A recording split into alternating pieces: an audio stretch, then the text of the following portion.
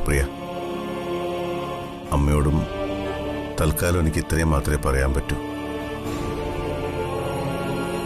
ജ്യോതിയുടെ അച്ഛനും ഞാനുമായുള്ള കരാറിനെ കുറിച്ച് എനിക്ക് അമ്മയോട് പറയാൻ കഴിയില്ല.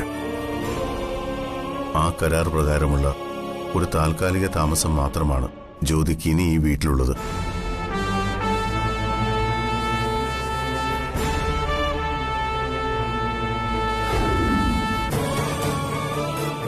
രക്ഷിക്കണം മോനെ.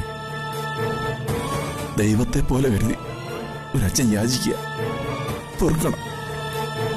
അവളെ ഉപേക്ഷിക്കരുത്.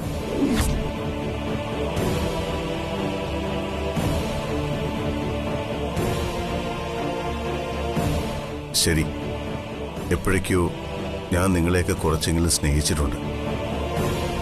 അതുകൊണ്ട് ഞാൻ അവൾക്ക് ഒരവസരം കൂടി നൽകാം. പക്ഷെ ഒരു കണ്ടീഷനുണ്ട്.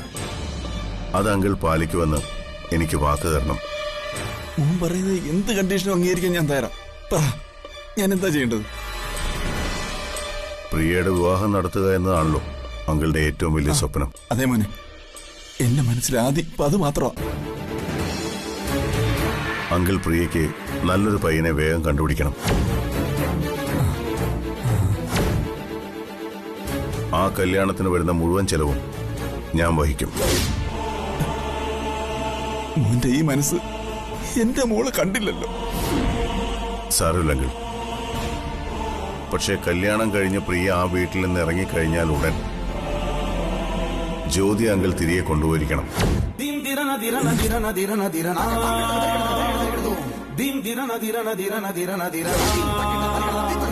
ജോയിന്റ് ഡിവോഴ്സ് പെറ്റീഷനിൽ അങ്കിള് തന്നെ അവളെ കൊണ്ട് ഒപ്പിടിക്കണം.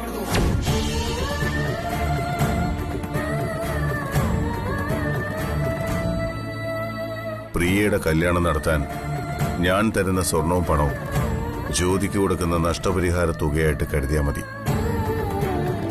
മോനെ, ലോകത്ത് ഒരച്ഛനും ഇങ്ങനൊരു വിധി ഉണ്ടായിട്ടുണ്ടാവില്ല. ഞാൻ പറഞ്ഞ കണ്ടീഷന് തയ്യാറാണെങ്കിൽ ഒരു ജോലിക്കാരിയെ പോലെ പ്രിയയുടെ വിവാഹം വരെ ഞാൻ അവളെ അമരാവതിയിൽ താമസിപ്പിക്കാം. പ്രിയയുടെ കല്യാണം കഴിയുന്നവരെ ജ്യോതി ഇക്കാര്യം അറിയാനും പാടില്ല. എന്തു പറയുന്നു? സമ്മതമാണോ? അല്ലെങ്കിൽ ഇപ്പൊ തന്നെ അങ്കിളിന് ഇവിടെ നിന്ന് അവളെ വീട്ടിലേക്ക് കൂട്ടിക്കൊണ്ടു പോവാം. സമ്മതമാണെങ്കിൽ പ്രിയയുടെ വിവാഹം ഭംഗിയായി നടക്കും. തീരുമാനം അങ്കിളുടേതാണ്. മോന്റെ ഇഷ്ടം പോലെ. എനിക്കൊന്നും പറയാനില്ല, ഒന്നും പറയാനില്ല.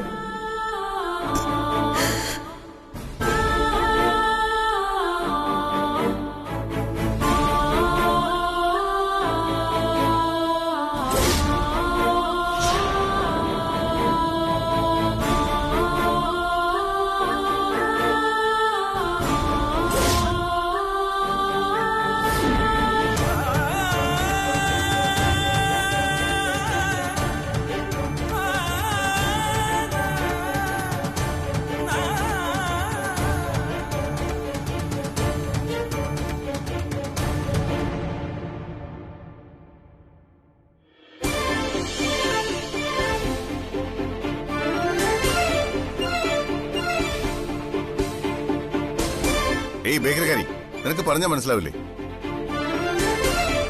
അതിന് നിങ്ങളിപ്പോ ഒന്നും പറഞ്ഞില്ലല്ലോ. നിന്നോട് ഈ മുറിയിലേക്ക് വരരുതെന്ന് ഞാൻ പറഞ്ഞല്ലേ? മര്യാദയ്ക്ക് പുറത്തു പോ. ഇത് നല്ല കഥ. ഞാൻ എങ്ങോട്ട് പോണെന്ന് നിങ്ങളീ പറയുന്നേ? ഭർത്താവിന്റെ മുറിയിലല്ലേ ഭാര്യ താമസിക്കേണ്ടേ? എനിക്ക് നിന്നോട് സംസാരിക്കാൻ താല്പര്യമില്ല. മര്യാദയ്ക്ക് മുറിയിൽ നിന്ന് ഇറങ്ങിപ്പോ. ഞാൻ നിങ്ങളെ കൊല്ലാനൊന്നും വന്നതല്ല. എനിക്ക് ചില സത്യങ്ങൾ നിങ്ങളോട് പറയാനുണ്ട്. ഒറ്റപ്പെട്ട സത്യങ്ങൾക്കൊന്നും ഒരു വിലയില്ല. അതുകൊണ്ട് തന്നെ നീ പറയുന്ന സത്യങ്ങൾ കേൾക്കാൻ എനിക്ക് മനസ്സില്ല. നിങ്ങൾക്ക് താല്പര്യമില്ലെങ്കിലും അത് നിങ്ങളെ അറിയിക്കാനുള്ള ബാധ്യത എനിക്കുണ്ട്. മതി. ബാധ്യതകൾ ചെയ്തു തീർക്കാനായി ഇതുവരെ ചെയ്തു തന്ന സഹായങ്ങൾക്കെല്ലാം നന്ദിയുണ്ട്. ഇനിയും നിന്റെ സഹായം സ്വീകരിക്കാനുള്ള ശേഷി എനിക്കില്ല. നിങ്ങൾ ഇത്രയ്ക്ക് ക്രൂരമായി സംസാരിക്കരുത് ഹിറ്റ്ലർ. എനിക്ക് നിങ്ങളോട് ഒരു ശത്രുതയും ഇല്ല. എന്നെ പോലീസ് അറസ്റ്റ് ചെയ്തപ്പോഴാണോ നിന്റെ ശത്രുത അലിഞ്ഞു പോയത്? നിങ്ങൾ എന്നെ ഇങ്ങനെയാണോ മനസ്സിലാക്കിയിരിക്കുന്നത്? കഷ്ടം. അല്ല, നിങ്ങളെ പറഞ്ഞിട്ട് എന്താ കാര്യം? അമ്മ പോലും എന്നെ തെറ്റിദ്ധരിച്ചിരിക്കുക. അല്പം വൈകിട്ടാണെങ്കിലും നിന്നെക്കുറിച്ചുള്ള ശരിയായ ധാരണ ഞങ്ങൾക്ക് കിട്ടി. നീ ആരാണെന്ന് പൂർണ്ണമായിട്ട് മനസ്സിലായി. സിനിമയിൽ അഭിനയിക്കാൻ ആഗ്രഹമുണ്ടെന്ന് നീ പറഞ്ഞപ്പോ ഇത്ര ഭംഗിയായിട്ട് അഭിനയിക്കുന്ന ഞാൻ അറിഞ്ഞില്ല. എന്റെ പൊന്നു ഹിറ്റ്ലർ, ഞാൻ നിങ്ങളോട് ഒരു ദ്രോഹവും ചെയ്തിട്ടില്ല. ഒരല്പ കരുണയും ദയ എന്നോട് കാണിക്കും. ഞാനൊരു മനുഷ്യജീവിയാ. എന്റെ അച്ഛൻ പോലും എന്നെ വീട്ടിൽ നിന്ന് ഇറക്കി വിട്ടു. ഞാൻ പറയുന്ന കേൾക്കാൻ നിങ്ങളൊന്നും തയ്യാറാവുന്നില്ല. അമ്മയാണെങ്കിൽ എന്റെ മുഖത്ത് പോലും നോക്കുന്നില്ല. എന്റെ സങ്കടം പിന്നെ ഞാൻ ആരോട് പറയും? നിന്റെ സങ്കടം നീ എവിടെയെങ്കിലും ഇറക്കി വെക്കേ. പക്ഷെ അതിന്റെ ഭാരം താങ്ങാൻ എനിക്ക് പറ്റില്ല. ഇതുവരെ ദുരന്തം അനുഭവിച്ചത് ഞാനെന്ന് പറഞ്ഞ എന്റെ കുടുംബം. എനിക്കെന്തെങ്കിലും സംഭവിച്ച നഷ്ടം സംഭവിക്കുന്നത് എന്റെ കുടുംബത്തിനായിരിക്കും. അവരെ ബലി കൊടുക്കാൻ വയ്യ. ഇത്രയും നേരം നിന്നോട് സംസാരിക്കണമെന്ന് പോലും ഞാൻ ആഗ്രഹിച്ചതല്ല. അത്രയ്ക്ക് വെറുപ്പാ, അറപ്പാ നിന്നെ.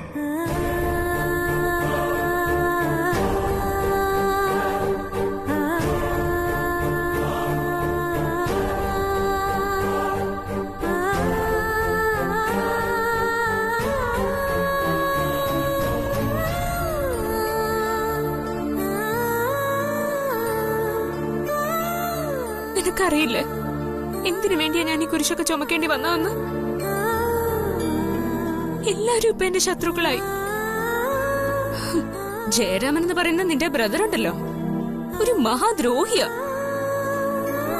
ഇത്രയ്ക്ക് വൃത്തികെട്ട ഒരുത്തനെ ഞാൻ എന്റെ ജീവിതത്തിൽ കണ്ടിട്ടില്ല. സുപ്രിയോട് സംസാരിക്കാനും പരാതി പറയാനും നിനക്കൊരവകാശമില്ല. ഒരാളോടുള്ള വിശ്വാസം ഒരിക്കൽ നഷ്ടപ്പെട്ടാൽ പിന്നെ അത് തിരിച്ചു പിടിക്കാൻ പ്രയാസമാണ്. എന്തും ചെയ്യാൻ കഴിവുള്ളവളല്ലേ നീ.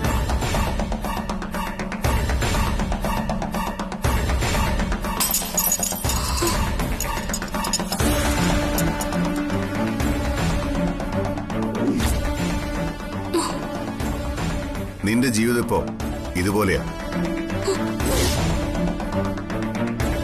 കഴിയുമെങ്കിൽ ഇത് തിരിച്ചു പഴയതുപോലെ ആക്കാൻ ശ്രമിക്കും.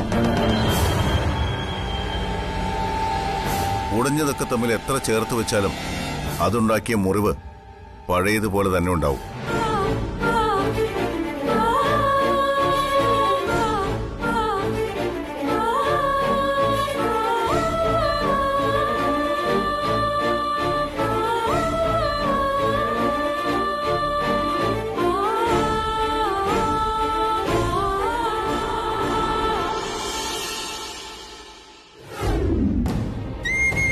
കണ്ണ, എന്റെ മോന്റെ ലൈഫ് ഒരു കരയ്ക്ക് അടുത്തോ തോർത്തു ഞാൻ ഒരുപാട് സന്തോഷിച്ചു. പക്ഷെ എല്ലാം പോയല്ലോ കണ്ണ. ഇനി ജ്യോതിയെ ഒരിക്കലും അവൻ വിശ്വസിക്കില്ല. ജ്യോതിയെ തിരികെ വീട്ടിൽ വിളിച്ച് കയറ്റിയതിന്റെ പിന്നിൽ അവന് വേറെ എന്തോ ദുരുദ്ദേശമുണ്ട്. അത് കഴിഞ്ഞാൽ അവൻ അവളെ ഇവിടുന്ന് പുറത്താക്കും. ഉറപ്പാ. ഞാനിനി എന്ത് ചെയ്യും കണ്ണ?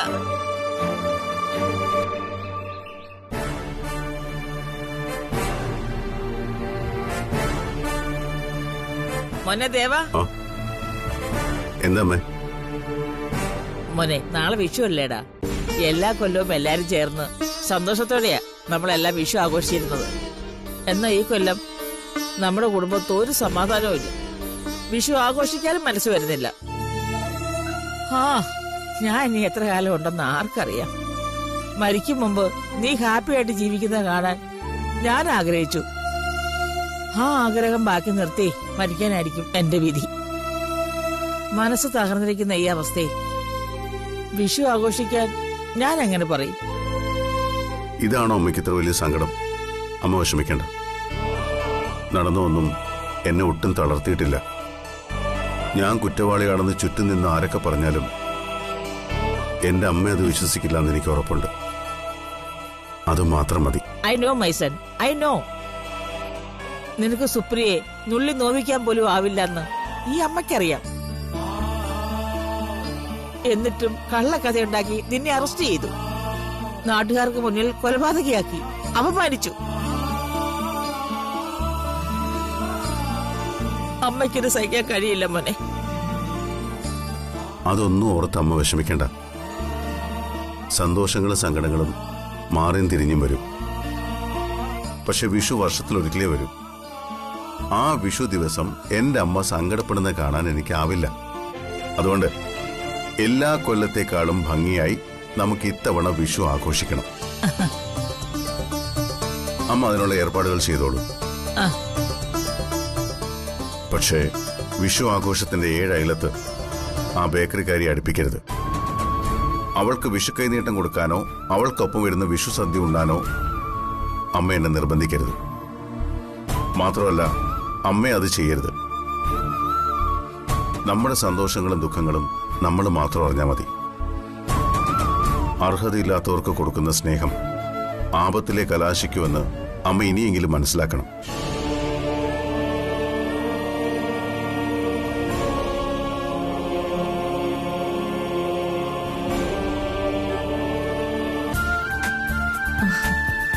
അമ്മേ, ഡീക്ക് എന്താ പറഞ്ഞിട്ട് പോയത്? വിഷു ആഘോഷിക്കാമെന്നോ? ഇത്തവണ എങ്ങനെ വിഷു ആഘോഷിക്കുന്ന കാര്യം ഡിക്കയോട് പറയണമെന്ന് ആലോചിച്ചിരിക്കുകയായിരുന്നു. അമ്മേ, അമ്മ സന്തോഷായിട്ടിരുന്നാ മതി, ബാക്കിയൊക്കെ ഞങ്ങൾ ഏറ്റു.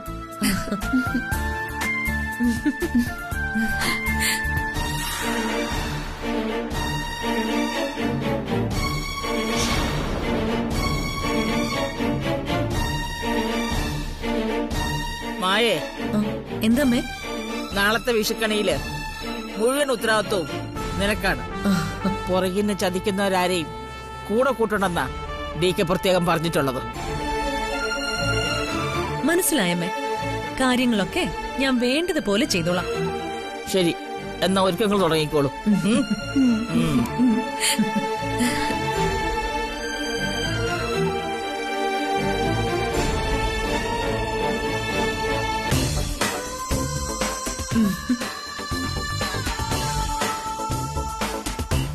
കേട്ടില്ലേടി അമ്മ പറഞ്ഞത്?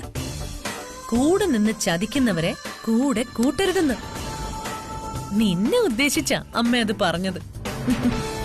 നാളെ രാവിലെ കണി കാണാൻ ഡീക്കെ വന്ന് നിൽക്കുമ്പോ പുറത്തോട്ടൊന്നും വന്നേക്കരുത്. കണി കാണുന്നതിന്റെ കൂട്ടത്തില് നീ ഉണ്ടെങ്കി ഒരു കൊല്ലമല്ല, ജീവിതം തന്നെ തൊലിഞ്ഞു പോകും.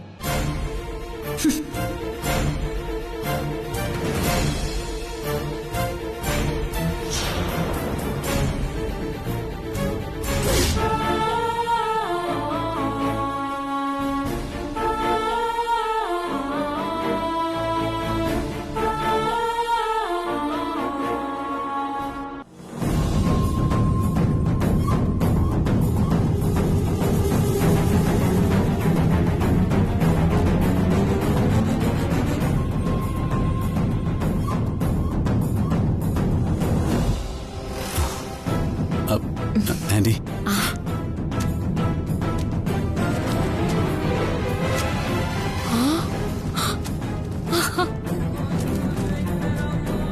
ഓ, ഇതൊന്നും വേണ്ടായിരുന്നു.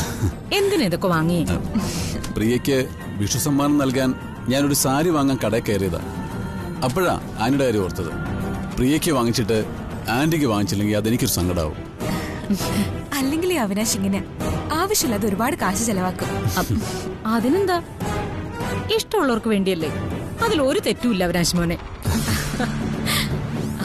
ഈ വിഷുവിന് അവിനാശ് മോൻ തന്ന സാരി ഉടുത്ത് വേണം അമ്പലത്തിൽ പോവാൻ, അല്ലേടി മോളെ? അതെ, ഇപ്പോഴേ ഈ അമ്മായിയമ്മ വേഷം കെട്ടുന്നത് അച്ഛൻ അറിയണ്ട. അങ്കിളിനും കൂടി ഞാനൊരു മുണ്ടും ഷർട്ടോട് വാങ്ങിച്ചാലെന്ന് ആലോചിച്ചതാ. പിന്നെ വിചാരിച്ചു വേണ്ടാന്ന്. ചിലപ്പോ ഇഷ്ടപ്പെട്ടില്ലെങ്കിലോ? അതെന്തായാലും നന്നായി. അങ്ങേർക്ക് എന്തെങ്കിലും വാങ്ങിച്ചിരുന്നെങ്കിലേ അത് ദേ ഇപ്പൊ ഇവിടെ ഇട്ട് കത്തിച്ചേനെ. ഇതുപോലൊരു പഴഞ്ച മനുഷ്യൻ. അങ്കിളിനെ കുറ്റം പറഞ്ഞിടുന്ന ഒരു കാര്യമില്ല ആന്റി. സ്വന്തം മകളുടെ ജീവിതത്തെക്കുറിച്ച് ഉത്കണ്ഠയുള്ള ഏതൊരച്ഛനും ഇങ്ങനെ തന്നെ ആയിരിക്കും. ഇവിടെ പിന്നെ പ്രിയോട് കുറച്ച് സ്നേഹം കൂടുതലുള്ളതുകൊണ്ട് അച്ഛൻ തന്നെ പിടിച്ചിറക്കി വിട്ടുന്നേ ഉള്ളൂ. അങ്ങനെയൊക്കെ കരുതുന്നത് നിന്റെ വലിയ മനസ്സാ. പക്ഷേ എനിക്കൊരു കാര്യം കൂടെ പറയാനുണ്ട്. ആന്റി, എത്രയും പെട്ടെന്ന് ഞങ്ങളുടെ വിവാഹം നടത്തി തരണം.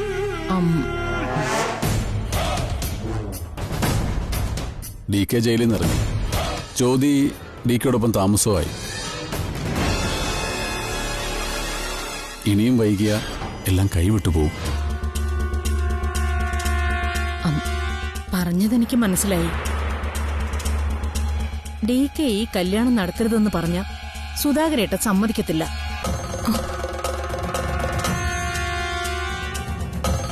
അങ്ങനെ എല്ലാവരുടെ സമ്മതമൊന്നും ഞങ്ങൾക്ക് ആവശ്യമില്ല. പ്രായപൂർത്തിയായ 2 വ്യക്തികളാ ഞാനും അവിനാശും. ഇവരുടെ ഡിവോഴ്സ് ഒന്ന് കഴിഞ്ഞാൽ മതിയായിരുന്നു. എങ്കിൽ അദ്ദേഹത്തെ എങ്ങനെയെങ്കിലും പറഞ്ഞ് സമ്മതിപ്പിക്കാമായിരുന്നു. ഇപ്പൊ നിന്റെ ഭാര്യ ഇങ്ങനെ കിടക്കുന്ന സ്ഥിതിക്ക്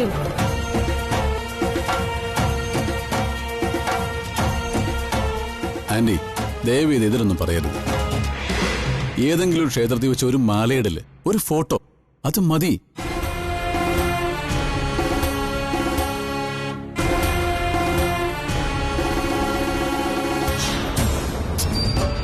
നീ അങ്ങോട്ട് ചെല്ല്, പറ. ഒന്ന് സമ്മതിക്കമ്മേ. ദേ ആന്റി, കല്യാണം നടന്നു കഴിഞ്ഞാൽ പിന്നെ പ്രിയയെ കാത്തിരിക്കുന്ന ഒരുപാട് അത്ഭുതങ്ങൾ വേറെയുണ്ട്. എന്തത്ഭുതം? മരിച്ചുപോയ എന്റെ മമ്മിയുടെ ലോക്കറിലിരിക്കുന്ന ഓർണമെന്റ്സ് എല്ലാം ട്രഡീഷണൽ ഓർണമെന്റ്സാ. ഏകദേശം ഒരു 100-150 പവൻ വരുമെന്നാ എന്റെ ഒരു കണക്കൂട്ടൽ. 150 പവനോ? എന്റെ ഭഗവതി, എന്തൊരു ഭാഗ്യവതിയാ നീ.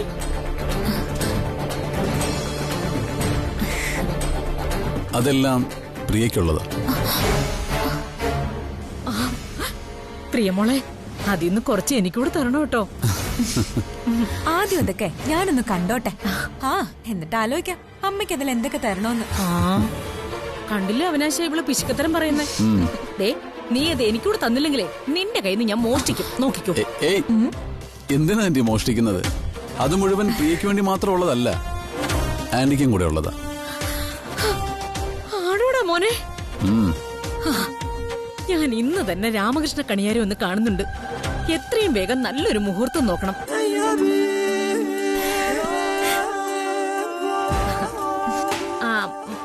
മോനെ, അതിൽ പാലക്കാമാലയുണ്ടോ? പാലക്കാമാല എനിക്ക് ഭയങ്കര ഇഷ്ടമാണ്. ആന്റി, ഞാൻ പറഞ്ഞില്ലേ എല്ലാം ട്രഡീഷണലാ. പാലക്കാമാലയും പവിത്രക്കെട്ടും പിന്നെ പഴയ നാഗമർത്തുമാല എല്ലാം ഉണ്ട്. അതെല്ലാം ആന്റിക്കുള്ളതാ. എന്റെ ദൈവമേ, എത്രയ്ക്കും നല്ലൊരു മരുമകനെയാണല്ലോ നീ എനിക്ക് കൊണ്ടു തന്നത്. നീ ഭാഗ്യവതിയാ. ഞാൻ ഇന്ന് തന്നെ കണിയാനെ കാണും. നോക്കിക്കോ. അതെ, അച്ഛൻ വരാനുള്ള സമയം. അവിനാശ് പോയിക്കോ, ഞാൻ വിളിക്കാം. ആന്റി, മുഹൂർത്തം നോക്കിയിട്ട് എന്നെ അറിയിച്ചാ മതി. ബാക്കിയൊക്കെ ഞാൻ ഏറ്റു. എന്നാ പിന്നെ ഞാൻ പോട്ടെ. ശരി ശരി ആന്റി.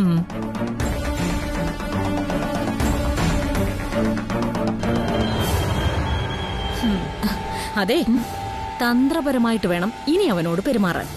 എന്തിന്? അമ്മ എന്താ ഉദ്ദേശിക്കുന്നേ? എടി, വിവാഹം തീരുമാനിച്ചു കഴിഞ്ഞാ പിറ്റേന്ന് തന്നെ ആ ആഭരണങ്ങളെ ലോക്കറിൽ നിന്നെടുത്ത് നിന്നെ ഏൽപ്പിക്കാൻ പറയണം. മനസ്സിലായോ? ഓ, ഈ അമ്മയുടെ ഒരു കാര്യം. സ്വർണത്തിനോട് ഇത്രയും ആർത്തി ഉണ്ടോ അമ്മേ? ശരി, ഞാൻ പറഞ്ഞേക്കാം. പോരെ? ആർത്തി തന്നെ അടി. 150 പവൻ, ഏകദേശം 1/2 കോടിയിലധികം രൂപയുടെ മുതല്. ഈ കല്യാണം നടത്തുന്നതിന് പകരമായി ആ 150 പവനും ഞാൻ അടിച്ചു മാറ്റും.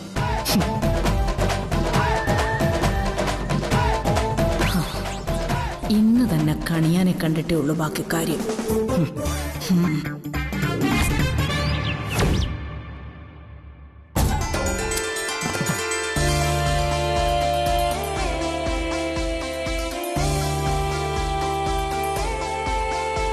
എന്റെ കൃഷ്ണ, നല്ലൊരു വിഷുവായിട്ട് നിനക്ക് സമർപ്പിക്കാൻ എന്റെ കയ്യിൽ കൊന്നപ്പൂക്കൾ മാത്രമേ ഉള്ളൂ. ഞാനിവിടെ ആകെ പ്രശ്നത്തിലാ കൃഷ്ണ.